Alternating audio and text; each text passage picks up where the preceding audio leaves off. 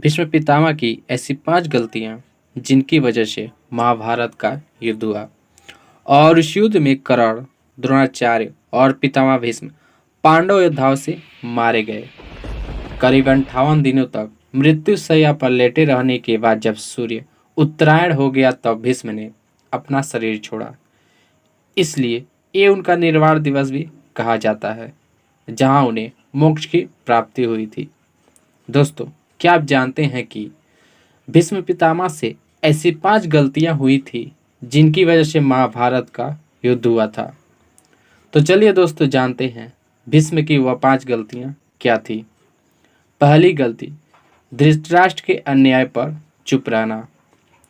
भीष्म पितामह जानते थे कि पुत्र मोह में धृतराष्ट्र पांडवों के साथ बहुत बड़ा अन्याय कर रहे हैं, लेकिन राजा और राजसिंहासन के प्रति निष्ठा के चलते भीष्म उनके साथ बने रहे। पांडवों के साथ होते हुए अति अन्याय के चलते ही महाभारत का युद्ध हुआ।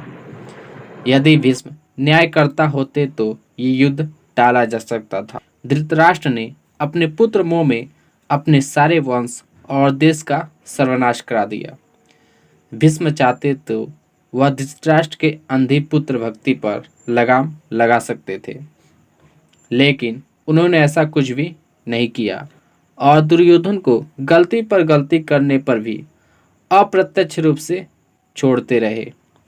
दूसरी गलती, चौरस की इजाजत देना। राजभवन में कौरव और पांडवों के बीच द्वैत क्रीड़ा यानी चौरस खेलने की अनुमति देना भी भीष्म की सबसे बड़ी भूल थी। वो चाहते तो ये क्रीड़ा रोक सकते थे, लेकिन चौरस के इस खेल से सब कुछ चौपट हो गया।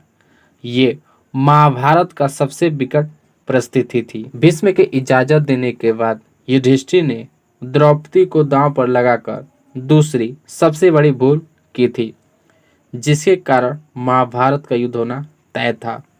युधिष्ठिर ने अपने भाइयों और पत्नी तक को जुए में दांव पर लगा दिया और यही उन्होंने युद्ध और विनाश के बीज को बोया था।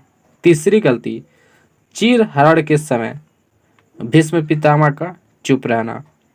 द्रौपदी के चीरहरण के समय पितामह भीष्म चुप रहे और इसी के चलते भगवान श्री कृष्ण को महाभारत युद्ध में कौरवों के खिलाफ खड़े रहने का फैसला करना पड़ा। चीरहरण एक ऐसी घटना थी जिसके चलते पांडवों के मन में कौरवों के प्रति नफरत की भावना स्थापित हो गई। ये एक ऐसी सच्ची घटना थी जिसके चलते प्रतिशोध की आग में सभी झुलस रहे थे। चौथी गलती, कर्ण का सत्य छिपाना। भीष्म जानते थे कि कर्ण पांडवों का ही भाई है। वह सिर्फ पांडवों का ही नहीं बल्कि कौरवों का ज्येष्ठ भ्राता होता, जिस वजह से हस्तिनापुर की राजगद्दी कर्ण को मिल सकती थी। वो ये बात जानते थे, फिर भी उन्होंने पांडवों और कौरवों से छिपाकर रखी।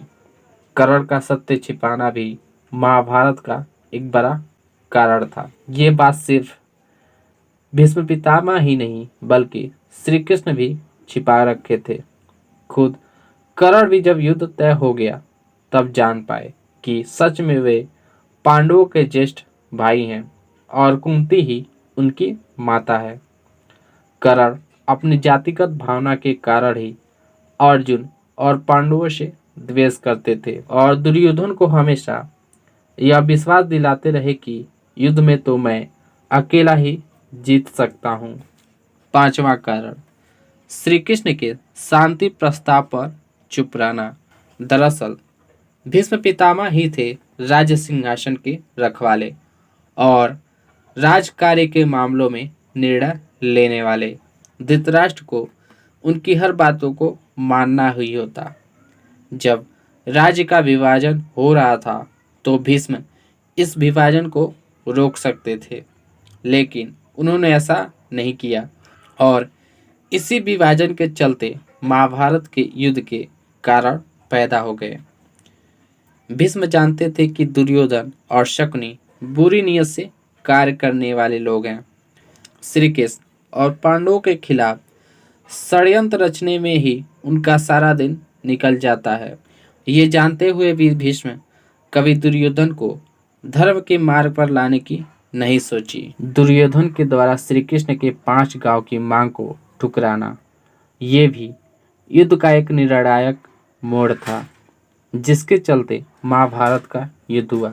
तो दोस्तों, यही है वो सबसे बड़े 5 कारण जिससे महाभारत का युद्ध हुआ और भीष्म को सबसे बड़ा दोषी ठहराता है।